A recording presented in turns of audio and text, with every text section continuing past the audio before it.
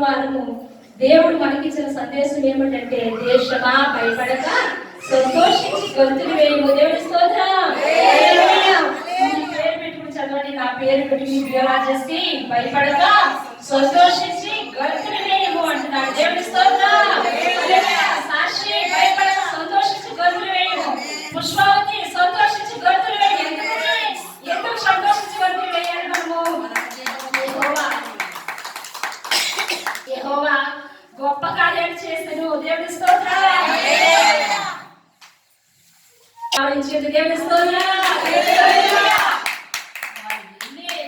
పన్నాగాలు పడినప్పటికీ వాటిలో నుంచి జయం పొందుకుంటాం మనం. దేవుడి స్తోత్రం. వాటిలో నుంచి జయం పొందుకుని ముందుకు సాగిపోవడానికి పరిశుద్ధాత్మ దేవుడు మనకు దేవుడు తోడుగా ఇచ్చాడని. దేవుడి స్తోత్రం. సంతోషించి గొంతులు వేయమంటున్నాడు. నిన్ను నిందించే వారి ఎదుట, నిన్ను వేలు పెట్టి చూపే వారి ఎదుట, నిన్ను పడద్రోయాలని కుతంత్రాలు పన్నేవారి ఎదుట, నీవు ఈ భూమి మీద లేకుండా చేసేయాలి, నీ స్థానాన్ని ఆక్రమించేయాలని చూసేవారి ఎదుటంట దేవుడు ఏమంటున్నాడంటే, సంతోషించి గొంతులు వేయవు నా కుమారుడా, నా కుమార్తె. దేవుడి స్తోత్రం. కంటికి కనిపించేది, చెవులకు వినిపించేది, నీకు దర్శన రూపంగా వచ్చే కళలను బట్టి కూడా నువ్వు కృంగిపోవద్దు. దేవుడి స్తోత్రం. ఎందుకంటే యెహోవా గొప్ప కార్యములు చేశాను. హల్లెలూయా. ఆ గొప్ప కార్యములు చేయను అనలేదండి దేవుడు. ఏమంటున్నాడంటే చేసేసాడు. ఏమంటున్నాడు అక్కడ వాక్యం సరిగా చూడండి. ఏమంటున్నాడు? ఆయన గొప్ప కార్యము, యెహోవా గొప్ప కార్యములు చేశాను అంటే మన ప్రణాళికలో ఒక ప్రణాళిక గీస్తాడు దేవుడు. నా బిడ్డ ఇలాగ నడవాలి, ఇలాగ చేయాలి, ఇలాగ ఉండాలి, నా బిడ్డకి ఈ కార్యాలని జగత్ ఉత్పత్తి మొదలుకుని ఇంకా మనం ఇంకా తల్లి గర్భంలో పిండముగా ఆ నలుసుగా పడకుండానే మన యొక్క జీవిత చక్రం అంతా ఆయన చేతిలో రుద్దేసుకుంటాడండి. దేవుడి స్తోత్రం. అలా రుద్దేసుకుని ఆయన గొప్ప కార్యాలు చేయాలి, ఈ సమయానికి ఈ బిడ్డకి ఇలా చేయాలి, ఈ సమయానికి ఈ కుమార్తెకి ఇలాగ చేయాలి అని ఆయన ప్రణాళిక అంతా సిద్ధం చేస్తాడు. మరి మనకు ఒక చిన్న పిల్లడు పుట్టాడండి. మన ఎవరైనా సుహాస్ ఉన్నాడు. వాడు ఇప్పుడు మనకి సైకిల్ కొనిస్తే తొక్కుతాడండి. వాడు తొక్కడు. కానీ ఆ వయసు వచ్చిన తర్వాత డాడీ, తాతయ్య, నాన్నమ్మ నాకు సైకిల్ కావాలి, నేను సైకిల్ తొక్కుతాను అన్న అడిగితేనప్పుడు మనం ఇస్తాము. అప్పుడు కొంటారు వాళ్ళ తాతయ్య అయినా డాడీ అయినా. అలాగా కానీ వాడికి కొనాలి అనే ఆశ వాళ్ళు ఇప్పుడో ఉంటుంది. నా బిడ్డ ఎప్పుడు ఎక్కుతాడా, ఇప్పుడు అందరిలా సైకిల్ తొక్కుతాడా, ఎప్పుడు అందరిలా స్కూల్ వెళ్ళిపోతాడా అని ఆశ ఉంటుంది. నిజమే. అలాగే మనకి కూడా ఆ సమయం వచ్చినప్పుడు దేవుడు ప్రతిదీ ఇస్తాడని. దేవుడు ప్రతి కార్యం కూడా చేసేసాడు. మన పట్ల, నీ పట్ల, అందరి పట్ల దేవుడు గొప్ప కార్యాలు చేసేసాడు.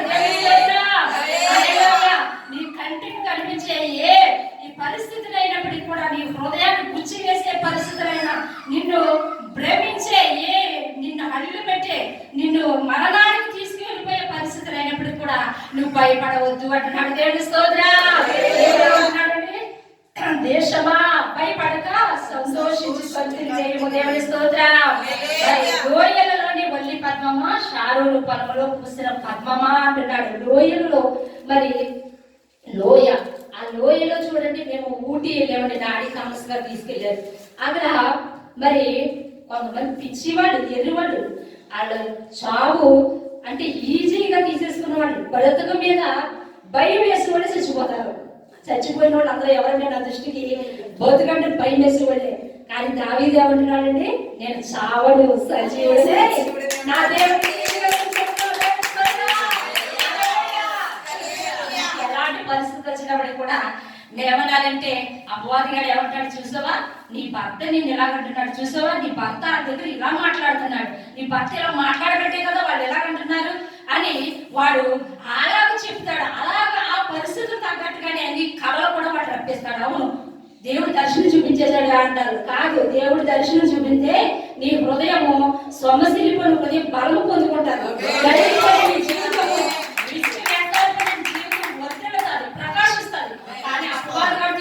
దర్శనాలు కళలు కృంగ చేస్తాయి, బలహీనపరిచేస్తాయి, మరణానికి తీసుకెళ్ళిపోతాయి. ఆత్మీయ మరణము అంటే, ఆత్మీయ మరణం అంటే దేవుని వాక్యానికి దూరం చేసేస్తాయి, దేవుని సన్నిధికి దూరం చేసేస్తాయి, దేవుని ప్రార్థనకు దూరం చేసేస్తాయి. ఆత్మీయ జీవితంలో మరణాన్ని తీసుకొచ్చేస్తుంది. అపవాది గారు చూపించిన కళలు కలవరం రప్పించేస్తాయి.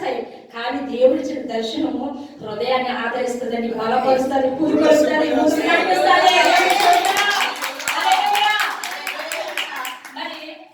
మరి పిరికి వారిగా ఉండకూడదని దేవుడు వాక్యం సెలవిస్తుందండి.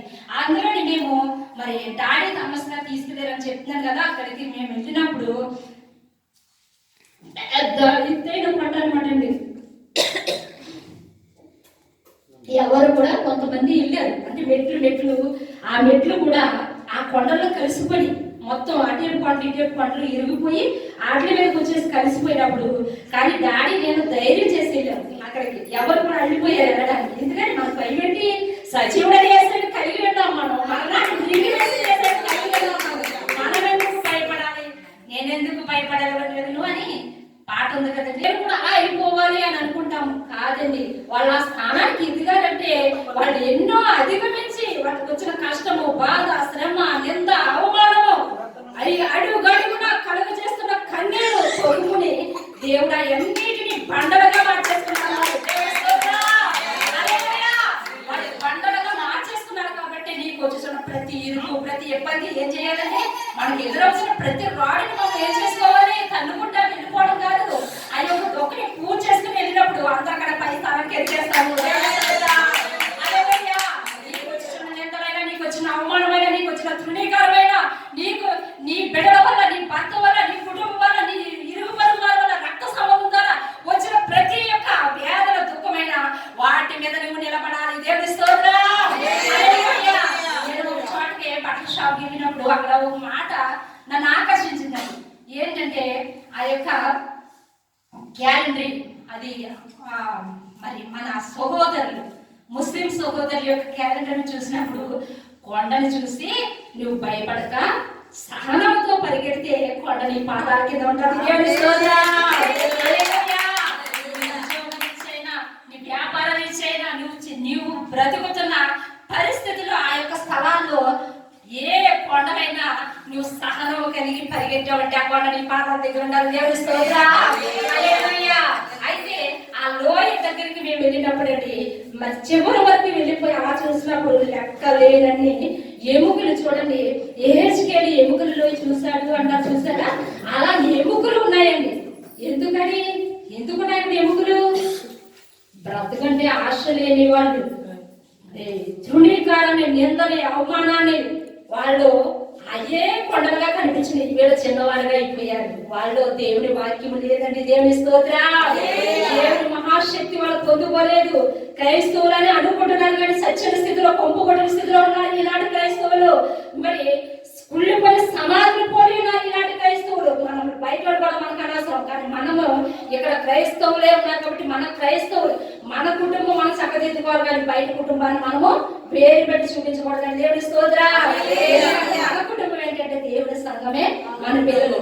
మన సంఘము, మన బిడ్డలు, మన ఇక్కడ వచ్చిన బిడ్డలు దగ్గరించబడితే ఈ బిడ్డలు అనేక చోట్లకి వెళ్ళి అన్య జనులను మార్చి వేస్తారు. దేవుని స్తోత్రం. నీవు నీ స్థానంలో నీవు ప్రకాశించావంటే నీ చుట్టూ అనేక జ్యోతులు వెలుగుతాయి. దేవుని స్తోత్రం. ప్రకాశించకూడదని, నీవు వెలగకూడదని, నీవు మరి నీ స్థానంలో ఉండకూడదని అపవాదుగాడు ఎన్నో చుట్టుముడతాడండి. కానీ వాటన్నిటిని అధిగమించుకుని ముందుకు సాగిపోవడమే క్రైస్తవుని లక్షణము. దేవుడు ఎవరండి?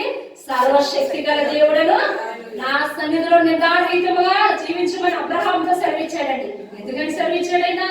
సర్వశక్తి గల దేవుడును, అబ్రహామా ఎందుకు నువ్వు నా చిత్తము, నా ఉద్దేశం దాటుకుని వెళ్ళిపోతున్నావు నువ్వు అని 13 సంవత్సరాలు దేవుడు మౌనమైపోయాడండి. 13 సంవత్సరాలు మౌనమైపోయాడు. దేవుడు ఎందుకు మాట్లాడతలేదు? ప్రతిదినం వచ్చి నాతో మాట్లాడేవాడే కదా, ఎందుకు మాట్లాడతలేదు అనే ఆలోచన అబ్రహాముకు లేదు. లోకాశల్లో కొట్టుకుపోతున్నాడు.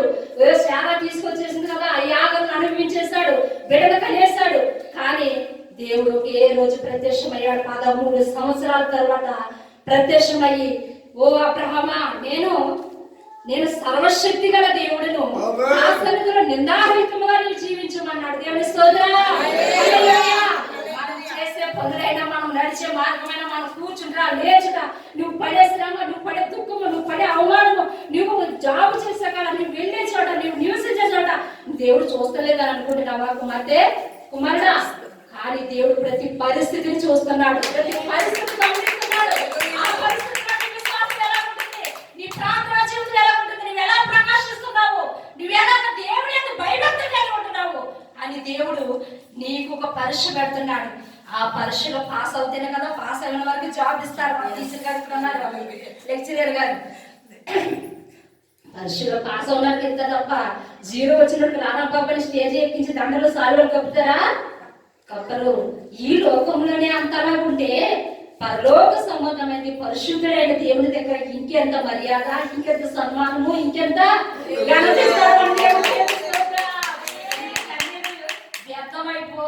వ్యర్థమైపోకుండా చేస్తాడు దేవుడు. ఆ కన్యకు ప్రతిఫలం ఇచ్చే దేవుడు. నువ్వు పడే ప్రతి సమస్యకు, ప్రతి పోరాటానికి, ప్రతి ఒక్క బడలికి కూడా నీవు ఇలాగ ప్రభువా ఈ రోజు నేను వెళ్ళలేని పరిస్థితి ఉన్నాను దేవుడు మందిరానికి అని నువ్వు అనుకుంటున్నావు. కానీ ఆ స్థితిలోనే దేవుడు నిన్ను బలవంతులుగా చేసేస్తాడు. ఎన్ని ఆటంకులు, ఎన్ని అవరోధాలు వచ్చినప్పటికి కూడా మనం ఏం చేయాలంటే అవన్నీ వచ్చిన కొండలు తప్పించుకుని వెళ్ళిపోవడం కాదండి. దేవుని స్తోత్రం. వాక్యం వినడానికి వచ్చారు తప్ప బయట చెప్పకుండా మాటలు చేయడం శ్రేష్టమన్నారు. ఏదైనా మాట్లాడుకుంటే వెళ్ళారా, క్యారేజ్ పట్టుకెళ్ళాడా, అది ఎలా చేసానా, అక్కడ డబ్బులు పెట్టాను తీసేనా, అలా ఫోన్ చేశాను వాళ్ళు ఇచ్చారా లేదా, ఈ ఆలోచనలు, ఈ కంపరాలు, ఈ గలిబిలు ఎందుకని? నువ్వు బాగుపడిపోతావు. దేవుని వాక్యం ఉంటే బాగుపడిపోతావు, దేవుని సన్నిధిలో ఉంటే బాగుపడిపోతావు, దేవుడు దగ్గర అయిపోతావు. వాడి చేతిలో తప్పించేసుకుంటావని అపవాదిగాడు ఈ ఆలోచనలన్నీ తీసుకొచ్చేసి నీ పొరలో పెట్టేస్తాడు. దేవుని వాక్యాన్ని, అసలైన వాక్యాన్ని నీ హృదయంలోకి వెళ్ళనివ్వకుండా వాడు ఏం చేస్తాడంటే ఈ కవలాలు, ఈ పోరాటాలు తీసుకొచ్చేసి పెట్టేసి నిన్ను ప్రకాశించకుండా చేసేస్తాడు. దేవుని స్తోత్రం. నువ్వు ప్రకాశించాలి, నువ్వు పరిమళించాలి, నువ్వు ప్రజ్వలించాలి, నువ్వు జీవించాలి, అనేక వరకు నువ్వు నిలబడాలి అంటే దేవుని వాక్యం నీలో నింపబడాలి. దేవుని స్తోత్రం. పరిశుద్ధుడైన దేవుని వాక్యాన్ని నీ హృదయం నిండా నింపుకున్నప్పుడు నువ్వు ఏ స్థితిలోనైనా పడిపోవు. దేవుని స్తోత్రం. ఏ స్థితిలోనైనా అపవాదిగాడు మరణపు అంచుల వరకు తీసుకెళ్ళిపోయిన అక్కడి నుంచి తీసుకొచ్చేస్తాడు మన దేవుడు. దేవుడు అసాధ్యమైన ఏమి లేదండి. మన అబ్రహాం, మన పితరుడైన అబ్రహాం ఆశీర్వదించిన దేవుడు ఆ రోజు సజీవుడు, ఈ రోజు సజీవుడు. ఆ సజీవుడైన దేవుడిని మనం కలిగి ఉన్నాము. కానీ మనం ఏమనుకుంటామంటే విశ్వాసంలో సడలిపోయి దేవుడు ఏం దేవుడే, ఇన్ని సంవత్సరాలు ప్రార్థన చేస్తున్నాను కదా, ఇన్ని సంవత్సరాలు వాక్యం చదువుతున్నాను కదా, ఇన్ని సంవత్సరాలు బట్టి ఉపవాసం ఉంటున్నాను కదా, ఇన్ని సంవత్సరాలు మానకుండా నేను భక్తి చేస్తున్నాను కదా, కానీ నామకార్థ స్థితిలో ఉన్నవారు వాళ్ళ బ్రతుకులు చూడు ఎలా ఉంటున్నాయో, వాళ్ళ పిల్లలు చూడు ఎలా ఉంటున్నారో, వాళ్ళ భర్త చూడు ఎలా ఉంటున్నాడు, నేను ఎంత ప్రార్థన చేసినా ఎంత ఎలాగున్నా నాకే ఇన్ని పోరాటాలా, నాకే ఇన్ని అవమానాలా, నాకే ఇన్ని ఇబ్బందులా అని విసిగిపోయినట్టు, వేసారిపోయినట్టు అపవాదిగాడు ఎండమావులు చూపిస్తూ ఉంటాడు. ఎండమావులు అంటే తెలుసండి, ఎండమావులు అంటే ఏంటి? ఎండకి చూడండి, మంచి మే నెల, జూన్ నెలలో మనకి ఎండల్లో చూడండి, మరి మనము బండి ఎంత ఉంటుంది అంత దూరాన్ని తగ మెరిసిపోతూ ఉంటుంది రోడ్డు మీద. కానీ అక్కడికి వెళ్ళేటప్పటికి అవి ఉండవు. అవి మళ్ళా కొంత దూరం వెళ్ళేటప్పుడు మళ్ళీ అంత దూరం కనిపిస్తాయండి ఆ ఎండమావులు. అలా ఎండమావులు లాంటి ఆశను కల్పిస్తూ ఉంటాడు వాడు. ఎందుకని? దేవుని యొక్క దర్శనం నుండి, దేవుని యొక్క ప్రణాళిక నుండి, దేవుని చిత్తం నుంచి నేను తొలగించాలని వాడు త్వరగా ఈ భూమి మీద నుంచి తీసుకెళ్లిపోయిన అక్కడ పడేయాలని సాతాను కుతంత్రాలు అడిగిన వారు కాము అంటున్నాడు పౌలండి. దేవుని స్తోత్రం. ఏదైతే చింతిస్తున్నావో, ఏదైతే బాధపడుతున్నావో అదే రీతిగా అపవాదిగాడు కూడా అదే ఆలోచన పుట్టి అదే కళలు రప్పించేసి అది అవును నిజమే, అవును నిజమే, నిజమే అని అపవాదిగాడు చెవిలో ఊదేస్తూ ఉంటాడు. అలా ఊదేసి ఇంకా నీ గుండెలు బరువు ఎక్కిపోయి, నీ హృదయం యొక్క బరువు ఎందుకంగా చచ్చిపోతారేంటి చావేశారని చచ్చిపోతారేంటి, నేను చస్తే విలువ తెలుస్తుంది, నా విలువ తెలుస్తుంది. చూసారండి ఏమంటాడు వాడు? మనం మాట్లాడము, మన హృదయంలో చెవుల్లో గింగిరం అనిపించేస్తాడు వాడు. నువ్వు చచ్చిపోతేనే నీ విలువ తెలుస్తుంది, నువ్వు చచ్చిపోతేనే నీ విలువ తెలుస్తుంది, నీవు లేకుండా ఉంటేనే నీ విలువ తెలుస్తుంది అని వాడు అలా చేసేస్తాడు. కానీ వాటన్నిటిని జయించగల శక్తి పరిశుద్ధాత్మ శక్తి. దేవుని స్తోత్రం. లోయలలో తెలిసిన వల్లి పద్మమ్మ అంటారు. లోయ చూడండి, ఆ లోయ మేము చెప్పాం కదా, అక్కడి నుంచి సబ్జెక్ట్ అలా దేవుడు అలా నడిపించేస్తున్నాడు. ఆ లోయ కాడికి వెళ్ళేటప్పటికి తల ఎగిరిపోయినట్టు వాసన అండి. ఆ ఎముకల లోయ దగ్గరికి ఆ ఊటీలో మేము వెళ్ళేటప్పటికి అది ప్రేమికుల లోయ ఏంటంటే, అది ప్రేమించుకున్న వాళ్ళు ఒప్పుకోకపోతే వాళ్ళు ఇద్దరు కలిసంట ఆడమ్మగా కలిసి దూకి ఒక్కసారి చచ్చిపోదాం మన ఇద్దరిని, చచ్చిపోయి వీళ్ళిద్దరు నరకానికి వెళ్ళిపోతారు అనమాట. సాతాను గారి ఆలోచన ఎంతగా నెరవేరుస్తున్నారంటే వాళ్ళు సాతాను గారికి ప్రియాది ప్రియమైన బిడవగా చేసుకుంటున్నాడు వాడు. కానీ చచ్చిపోయేది చంపేసేది పరిశుద్ధాత్మ కాదండి, దేవుడు కాదు, దురాత్మ. దేవుడి స్తోత్రం. సాతాను వాడు దొంగిలించడానికి, దొంగతనం చేయడానికి వస్తాడంటే, అచ్చి జరిగించడానికి వస్తాడు. కానీ మన దేవుడు జీవింపజేయవాడు, వర్తింపజేయవాడు, నిన్ను ఆశీర్వదించేవాడు, అందరూ సజీవుడైన దేవుడు మనం కలిగి ఉంటేనంట. మా డాడీ గారు చెప్పారు, థామస్ గారు మా నాయకులు, ఎక్స్ప్రెస్ వెళ్ళిపోతుంటే ఆ ఎక్స్ప్రెస్ మనం పట్టుకుంటే ఎంత స్పీడ్గా వెళ్ళిపోతుందో, మనం పట్టుకుంటే ఆగుతుందండి ఎక్స్ప్రెస్, మనం కూడా నాకు వెళ్ళిపోతుంది. అలాగున సజీవుడైన దేవుడు నువ్వు కలిగి ఉన్నావు. ఆ ఎక్స్ప్రెస్ ఎక్కడికి వెళ్తుందో నిన్ను కూడా అక్కడికి తీసుకెళ్ళిపోవాలి. మన సజీవుడైన దేవుడు మనం కలిగి ఉన్నాము. నీకు కంటికి కనిపించే, నీ చెవుడు కనిపించే, మన అనిల్ అన్న పాడేరు, రాజశేఖర్ రెడ్డి అల్లుడు ఏమని పాడారు, నీ కంటికి కనిపించే, నీ కంటికి కనిపించే, చెవుడికి వినిపించే ఏమి కూడా నువ్వు భయపడవు. నీకంటే బలమైన ఆ జనము నీ ఎదుట నిలవలేదు. కొండలాంటిదా, బండలాంటిదా, ఆ కొండ నువ్వు సహనము కలిగి నువ్వు ప్రార్థిస్తే నీ పాదాల దగ్గర మన దేవుడు ఎవరండి? ప్రేమామయుడు. దేవుని స్తోత్రం. ఉన్న దేవుళ్ళు అనేక ఆయుధాలు పట్టుకున్నారు. వాళ్ళ ఆయుధాలు పట్టుకున్నారు, వెళ్ళిపోయారు. వాళ్ళ పేరు కొంతకాలమే ఉంది. ఇప్పటికీ ఏదో విగ్రహాలు పెట్టుకుని పూజించుకుంటున్నారు. కానీ మన దేవుడు సజీవుడైన దేవుడు, దేవుడు. మనమైనా మర్చిపోతామేమో తప్ప ఆయన మరువడి దేవుడు, విడివడి దేవుడు, ఎడబాయిన దేవుడు అండి. అయితే అటువంటి దేవుడు మనము కలిగి ఉన్నామని దేవుని స్తోత్రం.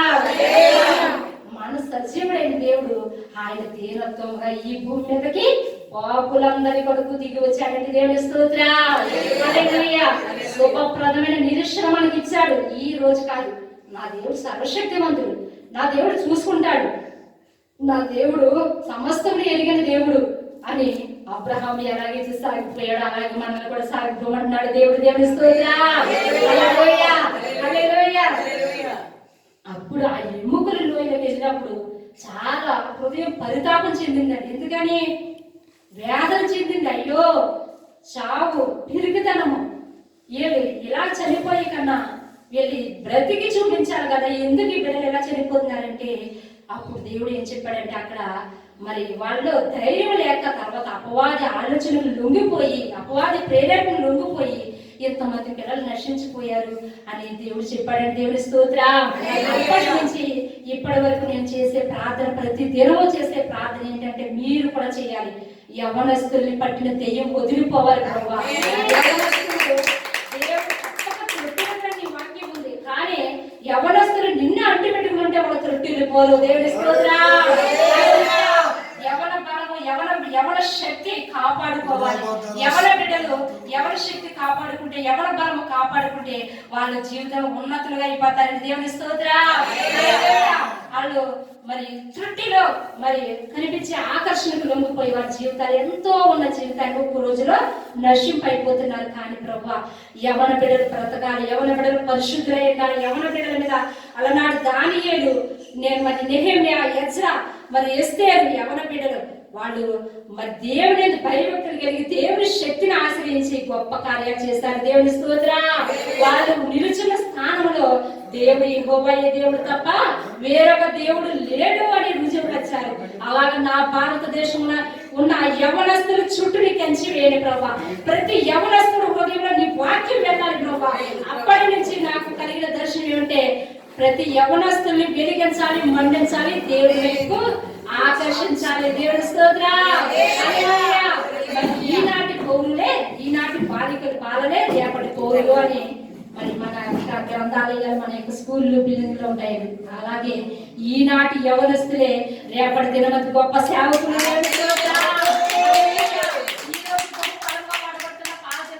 సతీష్ కుమార్ గారు, ప్రవీణ్ కుమార్ గారు, అనిల్ కుమార్ గారు, వీళ్ళందరూ ఎవరండి?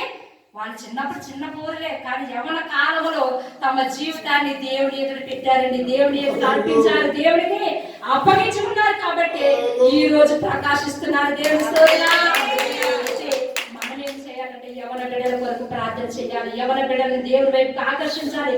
చిన్నతనంలో ఉండగానే నిన్న బుధవారం మరి అంబాజీపేట నుంచి ఒక ఆమె వచ్చిందండి. నేను పేర్లు రాసుకుంటున్నాను.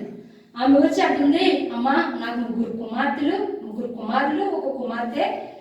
అయితే ఆమె వయసు 30-35 సంవత్సరాలు ఉంటాయి. చిన్న చిన్న పిల్లలు. అయితే ఎంత చదువుతున్నారమ్మా, ఎంత ఉంటారు పిల్లలు అంటే, చిన్న పిల్లలేమ్మా, మరి ఒకరు 3rd class, 4th class, 5th class అని చెప్పింది.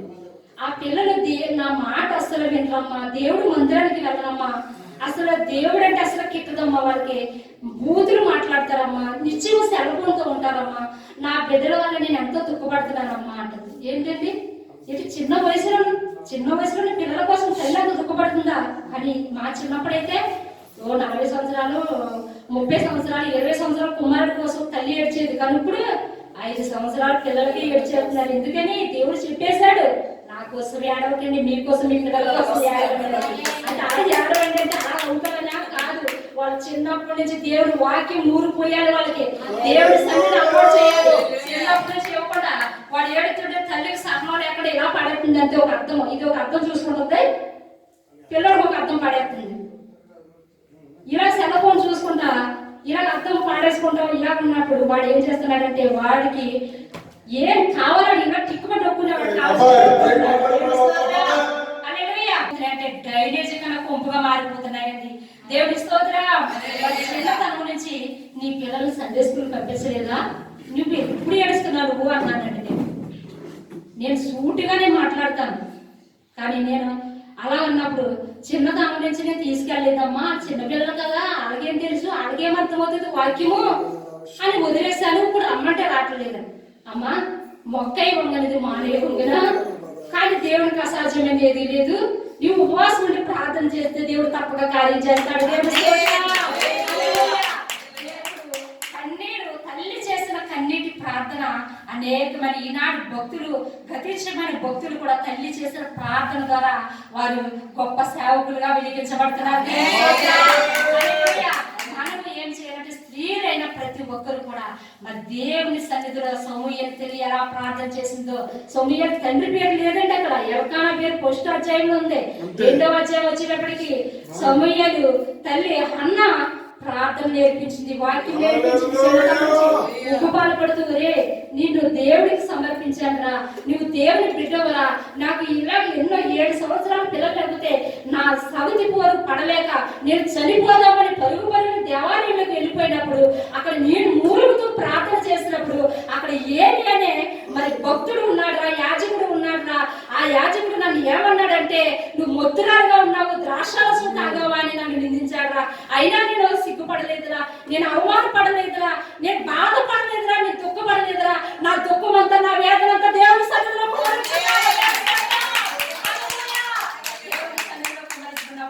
దేవుడు నాకు అనుగ్రహించాడురా, నా కడుపు పండిందిరా, నువ్వు పుట్టవరా అని చిన్నతనం నుంచే కడుపులో ఉండగానే ఆమె కథల కింద చెప్పేదంటే దేవుడి స్తోత్రం.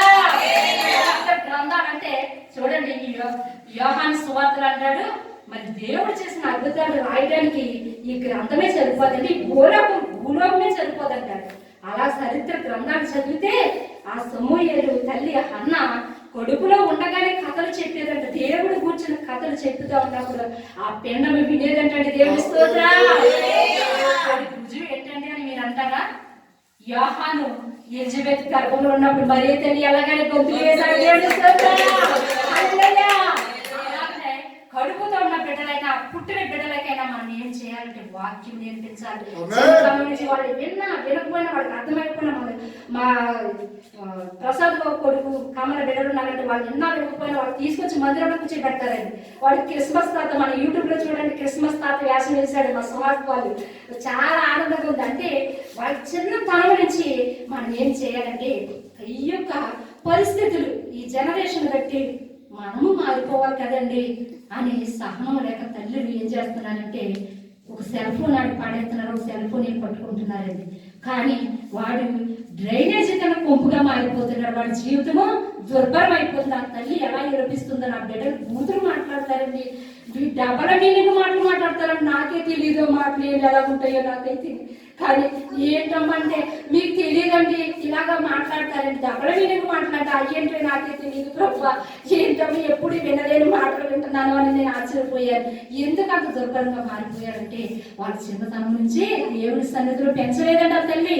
ఆ చిన్నపిల్లలే కదా, ఆదివారం ఒక్కరోజే కదా ఇంటికాడ ఉంటున్నారు. మరి ఆదివారం ప్రతిరోజు మా పిల్లలు ఉదయకాలం కాలేజీకి లేచిపోతారండి. ఆదివారమే కదమ్మా అని పథకం అంటారు. రే ఈ రోజు నువ్వు లేస్తే రేపటి దినమందు ఉన్న స్థానంలో నిలబడతాను.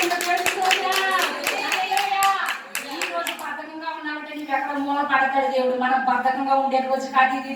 ఈ రోజు ప్రాముఖ్యమైన రోజు, ఆదివారం ప్రాముఖ్యమైన రోజు. దేవుని స్తోత్రం. మా అక్కగారు అందుకండి ఆమె చదువుకోబోయినప్పటికి కూడా ఎంతో విశ్వాస పాత్రురాలు. ఆ బిడ్డ అనేది ఏదైనా కొత్త వస్తువు కొనుక్కున్నప్పుడు ఆదివారం దాన్ని ఓపెన్ చేయాలి. ఎందుకంటే పరిశుద్ధమైన రోజు, మనం పరిమళించే రోజు, పునరుద్ధారణ రోజు. అందుకని ఆదివారమే కొత్త సేవ ఉందంటే ఆదివారమే పెట్టుకోవాలి. ఎందుకని మన దేవుడు సజీవుడైన దేవుడు ఆదివారమే లేచాడు కాబట్టి, చేశాడు కాబట్టి, ఆదివారమే పరిశుద్ధపరిచాడు కాబట్టి మరి ఆ ఆదివారమే మనం ఓపెన్ చేయాలి. ఆదివారమే అలా ఆదివారానికి ఎంతో ప్రాముఖ్యత ఇచ్చేదండి ఆ బిడ్డ. కానీ ఆమె నిద్రించిన రోజు కూడా ఆదివారమే నిద్రించాడు. ఏ ఆశ కలుగున్నావో, ఏ తృష్ణ కలుగున్నావో ఆ తృష్ణని కొనసాగించేవాడు మన యేసయ్య. దేవుని స్తోత్రం. నీ ప్రణాళికని, నీ యొక్క ఆశలని అడుగంటి చేసేయాలి, నిన్ను త్రొక్కేయాలి, నిన్ను నడిపేయాలి, నిన్ను ఇంకా ప్రకాశించకుండా చేసేయాలి, నీ జీవితం చింతరవదగా చేసేయాలి. నీ అనేక పిచ్చి కుక్కలు వస్తూ ఉంటాయి కానీ అన్నిటినీ జయించుకుంటూ పారిపోవాలి. దేవుడు అటు నిరీక్షణ, ప్రేమ, విశ్వాసము మనలో పెట్టాడు. దేవుని స్తోత్రం. ఈ మూడింటిలో కూడా ప్రేమ శ్రేష్టమైనది అంటున్నాడు దేవుడు. మరి అనేక ఆయుధాలు పట్టుకుని వచ్చారు కదండి ఈ లోకంలో ఉన్న దేవుళ్ళందరినీ. కానీ మన దేవుడు ఒకే ఒక ఆయుధం పట్టుకున్నాడు. ఏంటండి? ఏ ఆయుధం పట్టుకున్నాడు మన దేవుడు? ప్రేమ అనే ఆయుధం పట్టుకుని సమస్తాన్ని జయించేశాడు. దేవుడి స్తోత్రం. ప్రేమ అనే ఆయుధం పట్టుకున్నాడు కాబట్టి ఈ 2024వ సంవత్సరంలో ఇన్ని సంవత్సరాలు వచ్చినప్పుడు కూడా ఆ సజీవుడైన దేవుడు మందిరాలు ప్రతి చోట ఉంటున్నాయి. దేవుడి స్తోత్రం. ఆ సజీవుడైన దేవుడు పిల్లలు ప్రతి చోట ప్రకాశిస్తున్నారు. ప్రేమ అనే ఆయుధం పట్టుకున్నాడు మన దేవుడు. అట్టి దేవుడు మనము కలిగి ఉన్నాం కాబట్టి నా దేవుడు ఏమంటాడంటే 2024 ప్రతి రోజు ఆయన ముఖాముఖి ఆయన స్వరము. మరి ఈ రోజు నేను లేవాలంటే మరి ఏదో ఒక పాట నా చెవులో వినిపిస్తుందండి. ఆ పాట వచ్చేటప్పుడు అది మెలకు వస్తుంది నాకు. దేవుడు నాకు ఏం కావాలన్నా దేవుడు అనుగ్రహిస్తున్నాడండి. మొన్న మేము మెండపేట వెళ్ళామంటే దేవుడు చేసిన అద్భుత కార్యాల్లో సాక్ష్యం చెప్పడం ద్వారా కానీ విశ్వాసం పురుగొల్పబడుతుంది. అనేక ఆత్మలు రక్షణలోకి వస్తాయండి. కానీ మర్చిపోయిన వాళ్ళు అనేకులు ఉన్నారండి. కానీ కీడులు ఉన్నాయంటే పేపర్లు నిండిపోతా ఉంటే చెప్తా ఉంటారు. మీరు ప్రార్థన చేస్తారు, మాకు ఇలా జరగలేదు, డాడీ ఇలా చెప్పారు, మాకు ఇలా జరగలేదు అని డాడీకి చెప్పకుండా నాకు ఫోన్ చేసి చెప్తారు. అప్పుడు నా స్టైల్లో నేను ఇచ్చేస్తా ఉంటాను వాళ్ళకి. ఏంటంటే ప్రవక్త ప్రవచనం చెప్పాడంటే అది నెరవేరలేకపోవడానికి ప్రవక్త యొక్క లోపం కాదమ్మా. దాని ప్రకారం నీవు జీవించలేదు, దాని ప్రకారం నీ విశ్వాసం ఉంచలేదు, దానికి తగ్గ తాళం నీ చేతిలో పెట్టాడు దేవుడు. ఆ తాళం నువ్వు తీయలేదమ్మా. నువ్వు ఆ తాళం ఇప్పుడు ఓపెన్ చేస్తే అది ఓపెన్ అయిపోద్దమ్మా. ప్రవక్త ప్రవచనం నిరర్ధకం అవ్వదు. దేవుని అనేక రీతిలుగా ఆయన చెప్పుకుని మరచుకుని ఆయన బిడ్డగా చేసుకుని అనేకులకు చూడండి. మన పిల్లలు ఉన్నారంటే మన చిరిగిపోయిన వస్త్రాలు పెట్టుకున్నా. మరి మనం చూడండి సంక్రాంతి వచ్చింది, అందరూ కొత్త బట్టలు కట్టేస్తారు. అలాగే మనకు కొత్త బట్టలు మరి మనం జనవరి 1కి మనం కూడా వేసుకుంటాం కొత్త బట్టలు. అలాగే మనం ఏం చేస్తాం, మరి బాగా డబ్బులో కొనుక్కుంటాం. లేని పిల్లలు ఏం చేస్తారంటే పర్లేదు మా అమ్మ పెట్టింది కదా, అక్క పెట్టింది కదా, ఆ చీర కొనుక్కుంటారు. నా పిల్లలకి మాత్రం ఘనంగా ఉండాలి, నా పిల్లలు ఉన్నత స్థితిలో ఉండాలి, నా పిల్లలు గొప్ప స్థితిలో ఉండాలి, నా పిల్లలు అందరికంటే ఎత్తైన స్థానంలో ఉండాలి. నా పిల్లలు మందిరంలో ఉన్న అందరికంటే నా పిల్ల అందంగా ఉండాలి, నా పిల్ల మంచి బట్టలు కట్టుకోవాలి, నా కుమారుడు మంచి బట్టలు కట్టుకోవాలి అని మనం తల్లిదండ్రులకు మనం ఎంత ఆశపడతామో, మరి నీ పరలోక తండ్రి నీ కోసం ఆలోచించడం లేదా? దేవునిస్తోరా నీ బరువు నీదంతా నీ మీద పెట్టేసుకుని సాగిపోతూ ఉంటున్నావు. కానీ నీ పరలోక తండ్రి అంతకంటే ఈ భూలోక సంబంధమైన ప్రేమ ఉత్తరా ఉంటే పర సంబంధమైన ప్రేమ ఎంతో గొప్పది. దేవుని స్తోత్రం. వరకు విలువని దేవుడు మన దేవుడు అని ఈ లోక ప్రేమలు మన దగ్గర బలం ఉన్నంతసేపే, మన దగ్గర ఆస్తి ఉన్నంతసేపే అక్క చెల్లెల ప్రేమ, మన దగ్గర బలం ఉన్నంతసేపే భార్య భర్తల ప్రేమ, భర్త ప్రేమైన భార్య ప్రేమైన, భార్యకి ఏమైనా ఒంట్లో బాగుపోయిందంటే వేరే మంచంలో కొట్టుకోమ్మా, ఆ బాస్ పెట్టుకోమ్మా. కరోనాలో చూసాం కదండి మనం. అలాగే భర్తకి ఏమన్నా ఒంట్లో బాగుందని సరే మీరు ఆ గదిలో ఉండండి, పిల్లలు నేను ఈ గదిలో ఉంటాము. చూసారా ఎలా సగారు ప్రేమలో కరోనా వచ్చి కఠినం చేసేసింది హృదయాన్ని. కఠినంగా వేస్తే ఉన్నాడు కాబట్టి మనం కరుణ కలిగి ఈ రోజు ఈ రీతిగా భూమి పైన ఉన్నామని. దేవుడు చేసిన కార్యాలు అడుగడుగున అద్భుత కార్యాలు, ఆయన అద్భుత కార్యాలు కొనుపరుచుకున్నాడు నాయన. దేవుని స్తోత్రం. 2004 ఫిబ్రవరి 7వ తారీఖున మా వివాహం జరిగిందండి. అప్పుడు దేవుడు చిన్న దానిలో కూడా ఆయన నేనున్నాను, నీతో నేనున్నాను అని రుజువుపరుచుకుంటున్నాడు. దేవుని స్తోత్రం. అప్పుడు గోల్స్ పడడం చీరండి, నా చీర పెండ్లి కుమార్తె చేయడానికి తీసింది అమ్మ. కానీ ఆ చీర గంగోత్రి, అప్పుడు గంగోత్రి చీరలు వచ్చి కదండి, ఆ చీర తీసింది. కానీ ఆ చీర కట్టుకుంటుంది, ఇప్పుడు కూడా అలాగే ఉంది. కానీ ఆ దానిపైన లోపల వేసుకునే మరి ఆ వస్త్రం అయ్యో ఇది ఎలాగ ఉండిపోయింది. కానీ ఈ రంగుకి గోల్స్పేట రంగు ఈ వస్త్రానికి ఆ చీర ఉంటేనే మ్యాచ్ అవుతుంది, ఆ గోల్స్పేట రంగు ఉంటేనే. కానీ ఈ యొక్క వస్త్రం ఉంటే ఏ చీర మీద పనిచేయదు అని నేను అనుకున్నాను అంతేండి. ఆ రోజు అనుకున్నాను. మరునాడే సిద్ధాంతం నుంచి ఇప్పటి వరకు పెళ్ళైన మరి ఇన్ని సంవత్సరాలు 2004 నుంచి ఇప్పటి వరకు అటువంటి కలర్ అనేది ఎవరు నాకు తేలేదు. కానీ మరునాడు అదే కలర్ చీర నాకు పట్టుకొచ్చారండి. దేవుడి స్తోత్రం. హృదయంలో ఏమనుకుంటున్నావా? దేవుడు ఇంట్లో లేదు, దేవుడు చూస్తలేదు అనుకుంటున్నావా? ప్రతి పరిస్థితి చూస్తాడు ఆయన. పరిశోధించే దేవుడు, పరిశీలించే దేవుడు ఆయన. దేవుడి స్తోత్రం. నాకే నేను అవాకైపోయిందండి. దేవా ఎంత గరుడైన దేవుడు అయ్యా, నన్ను ఎంతగా పట్టించుకుంటున్నావయ్యా. నా తల్లిదండ్రులు కానీ నా కుటుంబస్తులు కానీ పట్టించుకుంటారు. కానీ అంతకంటే మిన్నగా ఈ లోక ప్రేమలు కొంతకాలమే ఉంటాయండి. అన్నదమ్ముడు ప్రేమలైనా అక్క చెల్లెలు ప్రేమలైనా మనం బాగుంటే అక్క చెల్లెలు, మా తమ్ముడు మా అన్నయ్య మా చెల్లి మా తమ్ముడు మా అన్నయ్య మా తమ్ముడు ఇవన్నీ ప్రేమలు మా అక్క అని ఘనంగా చెప్పుకుంటారు. కానీ మనకి లేని స్థితిలోకి వెళ్ళిపోయినప్పుడు కనుమరుగు చేసేస్తూ ఉంటాడండి అబ్బాయి గారి వాళ్ళు. మనం ఎదురుపడి మనం మాట్లాడదామన్నా వాళ్ళు పక్క నుంచి తప్పించుకుంటూ వెళ్ళిపోతారండి. మనం ఆగుతాం, బండి ఆగుతామండి. మేము ఎదుర్కొన్నాడంటే అనుభవాలు ఇలా చెప్పగలుగుతున్నామంటే ఆయన అనుభవం కూడా దేవుడు నడిపించాడు నన్ను. మా బంధువులే, మేము డాడీ నేను బండి వేసుకుని వెళ్తుంటే అయ్యో వస్తున్నారు కదా మన పిల్లలే కదా మన బంధువులే కదా అని మేము ఆగి వాళ్ళు వస్తున్నారు కదా మేము దారిలో ఆగితే వాళ్ళు చూసి చూడలేనట్టు వెళ్ళిపోయేవారండి. కానీ ఈ రోజు డాడీ ప్రార్థన చేయాలి, డాడీ ఫోన్ కోసం మమ్మీ ప్రార్థన చేయాలని ఎదురు చూస్తున్నారు. అంటే నేను నా దేవుని బట్టి గర్విస్తున్నాను. నా దేవుని తెలుసుకుంటే దేవుని శక్తిని ఆశ్రయిస్తే దేశం యొక్క ఉన్నత స్థలముల మీద నిన్ను ఎక్కిస్తాడు. 14 వచ్చిన ప్రకారం దేశం యొక్క ఉన్నత స్థలముల మీద ఎక్కిస్తాడు నిన్ను. దేవుని శక్తి తెలుసుకోలేక ఏమనుకుంటారంటే కొంతమంది ఆ అక్క ఇస్తే బాగుంది, తమ్ముడు ఇస్తే బాగుంది, అన్న ఇస్తే బాగుంది, వాళ్ళు ఇస్తే బాగుంది, ఆడ చేతులు ఏడ చేతుల వైపు మనం ఆశించకూడదండి. మన దేవుడు సర్వశక్తి గల దేవుడు. నీకేమి అవసరమో ఆ సమయానికి వాళ్ళు ప్రేరేపించి తీసుకొచ్చి నీ కాళ్ళని పడేస్తాడు. దేవుని స్తోత్రం. ఎలాంటి వ్యక్తి అయినా నీ పాద ధూళిగా దేవుడు చేసేస్తాడు. దేవుని స్తోత్రం. హల్లెలూయా. అలాగునా ప్రతి విషయంలో కూడా దేవుడు నేను ఇంకా పరిశోధిస్తాను ప్రభా.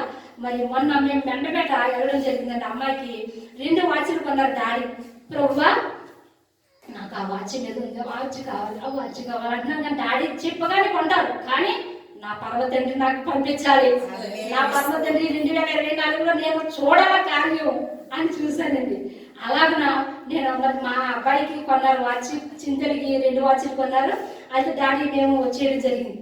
మేము ఉపరోక్తం ప్రార్థనకి వెళ్ళేటప్పటికి ఆమె భర్త దుబాయ్లో ఉంటారండి. వాచి మరి పౌడరు సెంటి, ఒక్క సెంటు కూడా మా ఇంట్లో లేని పరిస్థితి.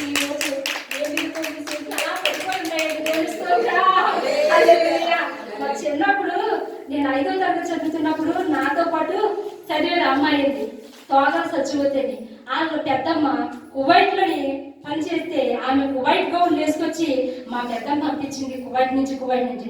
అయ్యో మా పెద్దమ్మ ఉందే, మా చిన్నమ్మ ఉంది, ఏడో కూడా వెళ్తే నాకు పంపిస్తారు కదా కువైట్ నుంచి. అయ్యో నాకు ఇలాంటి బట్టలు ఉన్నాయి, కానీ ఎంత దగదగా మెరిసిపోతున్నాయి ఈ బట్టలు, కువైట్ బట్టలు అనిపించగానండి. కానీ ఇప్పుడు కువైట్ వస్తువులే మా ఇంటికి వచ్చేస్తున్నాయి. దేవుడు చూడండి, ఈ వాచ్ మరి నేను కొనాలి అనుకోలేదండి. కానీ ఆ బిడ్డలు మరి నేను ప్రార్థనకి ఉపరముక్తి మేము 2వ శనివారం నాడు నేను వెళ్ళినప్పుడు ఆ బిడ్డ తెచ్చి కవర్తో పెట్టించింది. అక్కడ కూడా నేను చూడలేదండి. ఇంటికి వచ్చాక చూసేటప్పుడు కవర్ అయిపోయాను నేను. దేవుడు చేసిన కార్యాలు దేవుడు పట్టించుకుంటే నీ తలలో ఉన్న వెంట్రుక కూడా లెక్క చూస్తాడు. దేవుడి స్తోత్రం. దేవుని మీద పరిపూర్ణంగా మనం ఆడుకోవాలండి. దేశమా భయపడక సంతోషించుకొని యెహోవా గొప్ప కార్యములు చేసెను. దేవుడు ఈ 2024లో నీకు కంటికి కనిపించే, నీ చెవులకు వినిపించే, నిన్ను బాధించే మాటలైనా, నిన్ను బాధించే శత్రువులైనా ఏదైనప్పటికీ కూడా నువ్వు భయపడవద్దు అంటున్నాడు. దేవుడి స్తోత్రం. హల్లెలూయా. దేవుడు నాకు ఇచ్చిన దర్శనం ఏమిటంటే చిరునవ్వు, నీ నోటి మీద చిరునవ్వు తొలగిపోకూడదు. నీ చిరునవ్వు, నేను ప్రేమనే ఆయుధంతో నేను భూమి మీదకి వచ్చాను. కానీ ఈ 2024లో నీ శత్రువుని నీ పాదతులుగా చేసేస్తాను. నీ చిరునవ్వుతో వారిని జయించేస్తావు. దేవుడి పరిస్థితి వచ్చినప్పటికీ, కృంగ చేసే పరిస్థితి వచ్చినప్పటికీ కూడా, మరణం మింగి వేసే పరిస్థితి వచ్చినప్పటికీ కూడా నువ్వేం చేయాలంటే కన్నీరు కాచవద్దని దేవుడు సెలవిచ్చాడని. దేవుడి స్తోత్రం. ఇప్పుడు పిల్లడికి తప్పు చేసాక రచ్చ వేసేవారు. ఎన్నా మా చిన్నప్పుడు అలాగే అట్లో పొల్లి పెట్టేసేవారు. ఇప్పుడు తల్లి అలా చేయడం లేదండి. అట్లో పొల్లి పెట్టేసినప్పుడు ఒక రచ్చ వేసినప్పటికి అది కాడిపోయి కుండడిపోయింది. మరణం కూడా రచ్చ అక్కడే వేసామనుకోండి, అది రెండోసారి పూర్తి బాధ కలిగింది. 100లో 80% బాధ ఉంటుంది, 20% బాధ ఉంటుంది. మరలా 3వ వేసామనుకోండి, అక్కడ ఒక 50% ఉంటుంది. 4వసారి కూడా పడ్డది అనుకో, ఆ 50% కూడా ఉండదు. ఎందుకని సైతం కానీ నిన్ను ఎంత కొట్టాలి, ఎంతగా నలగొట్టాలి, ఎక్కడో నుంచి లాగాడు. మన చుట్టూ ఉన్న వాళ్ళనే దూరేసి మనల్ని కృంగ చేస్తా ఉంటాడు. వారి చేష్టల ద్వారా, వారి క్రియల ద్వారా, వారి మాటల ద్వారా గాయపరిచేసి నిన్ను త్వరగా ఈ భూమి మీద నుంచి ఇది కానీ ఉన్నాడా, ఈడు కానీ భూమి మీద ఉన్నాడా, అమ్మో నా రాజ్యం కూలిపోతుంది, నా సామ్రాజ్యానికి ఎసరు పెట్టేస్తారు. కానీ ఈమె కృంగ చేసేయాలి, కూలి చేయాలి, నశింపు చేసేయాలని అనుకుంటాడు. కానీ అలాగ చేయకుండా మనం ఏం చేయాలంటే సజీవుడైన దేవుడు కలిగిన సజీవమైన వాక్యాన్ని మనం కలిగి ఉన్నాం కాబట్టి మనము ధైర్యం కలిగి నిలబడాలి. దేవుడు ఏమంటున్నాడంటే పౌరుషం పడవాలి, బలవంతులై ఉండాలి అంటున్నాడు. దేవుడి స్తోత్రం. పరిస్థితిలో కూడా పౌరుషంగా నిలబడాలంటే సావడానికి పౌరుషమా కాదు, బ్రతకడానికి పౌరుషంగా ఉండాలి. పౌరుషంగా ఉండాలి. దేవుడి స్తోత్రం. బలవంతులై ఉండాలి, పరిశుద్ధాత్మ శక్తితో బలవంతులై ఉండాలి. అట్టి కృప మనందరికీ దేవుడు దయచేయలాగిన చిన్న ప్రార్థన చేసుకుందామండి. స్తోత్రం. హల్లెలూయా. స్తోత్రం. పరిశుద్ధుడానికి వందనాలు, కృపగల దేవానికి వందనాలు, దయగల దేవానికి వందనాలు. దేశమా భయపడక సంతోషించి యెహోవా గొప్ప కార్యములు చేస్తాడు. నిజమే, నీవు చేస్తున్న దేవుడు మహిళలా ఎన్నో ప్రణాళికలు సిద్ధం చేస్తావయ్యా. ఆ ప్రణాళికలు నేను తెలుసుకోకుండా అంధకార స్థితిలో కృంగిపోతూ నశించిపోతున్న బిడ్డలు ఎంతో మంది బిడ్డలు. ఇంక ఎందుకు, నేను చనిపోతే బెటరు, చనిపోతే రైట్గా చనిపోవాలి అనే ఆలోచనలు ఇక ఎంతమంది బిడ్డలు విసిగి వేసాలి జీవితంలో విలపించేది ఉన్నారో. ఇదిగో నువ్వు మాట్లాడావు ప్రభా, ప్రభా యేసయ్యా నీకు వందనాలు తండ్రి. అయ్యా మాట్లాడేది నేను కాదు ప్రభా, నీవే మాట్లాడేది ప్రభా. నీవు దిగి వచ్చి మాట్లాడవయ్యా. నేనే పాటి దానిని ప్రభా, అయ్యా నీ చేతిలో ఒక పాత్ర వంటి దానిని ఏసయ్యా నీకు వందనాలు తండ్రి. నీ బిడ్డల హృదయాలు తెప్పనింప చేసి సొమ్మసిల్లి హృదయానికి బలమిచ్చి నడిపించామని ప్రభా. ఏసయ్యా నీ కృప చూపించి ఇదిగో చిరునవ్వు తొలగిపోవద్దు, చిరునవ్వుతో జయించమన్నా ప్రభా. వచ్చిన నా ప్రియమైన బిడ్డల ప్రభా, శ్రీయాతి ప్రియమైన బిడ్డల ప్రభా, అయ్యా ఎత్తుకి బ్రతుకి బిడ్డలతో సాగించలేకపోతున్నాం, ఈ జీవిత పోరాటంలో ఎదుర్కోలేకపోతున్నాం, ఈ ఉద్యోగంలో ఈ వ్యక్తితో ఎంతో ఇబ్బంది పడుతున్నానని ఉద్యోగం చేసే చోట ప్రభా. అయ్యా బిడ్డలు ఎంతో మరి వారు జాబ్ చేసే కాడ, వారి వ్యాపారం చేసే కాడ, వారు నివసించే స్థలమే కాడ ప్రభా ఎంతో విసిగిపోతున్న బిడ్డలు ఇదిగో ప్రభా ఈ రోజు సజీవుడైన దేవుడు కలిగి ఉన్నారు. సజీవనంగా వెళ్ళింది ప్రభా. అయ్యా అపవాది తంత్రాలు ఎరిగిన వారు కావంటున్నాడు అపవాది తంత్రం ఇది అని ఎదుర్కొని ప్రతి సమస్యను కారుకి తీసుకుని ముందుకు సాగిపోయి దయచేయమని ప్రతి బిడ్డల హృదయాల్లో నూతన సంతోషం, నూతన ఆనందము, నూతన తైలాభిషేకము బిడ్డలకు అనుగ్రహించి పెదవుల మీద చిరు నవ్వుతో వాళ్ళు జయించి అపవాదిని జయించే శక్తి బిడ్డలకు అనుగ్రహించి నడిపించమని మా ప్రభుడు రక్షకుడైన యేసుక్రీస్తు పరిశుద్ధ నామములో బ్రతిమలాడి కొంచెం ప్రార్థిస్తున్నాను పరమ తండ్రి. చప్పట్లు కొట్టి